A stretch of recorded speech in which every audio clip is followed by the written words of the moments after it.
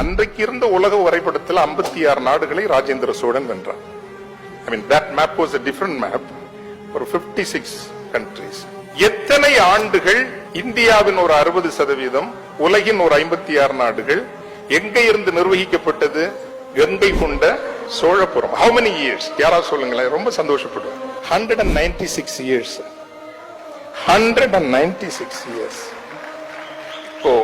இப்ப இதையும் ஒரு 1.5 கோடி மக்கள் ஒரு வேட்டிக்காக, ஒரு சட்டைக்காக அணிவகுத்து நிற்கும் அந்த காட்சியையும் 196 ஆண்டுகள் தென்கிழக்காசியாவின் கணிசமான பரப்பை ஒரு ஊரில் இருந்து நிர்வகித்த ஒரு நிலம் என்கின்ற நினைவையும் நீங்கள் பொருத்தி பார்க்கிற போது எங்கிருந்து எந்த இடத்திற்கு நாம் வந்து நிற்கிறோம் என்பது நமக்கு புரியும்.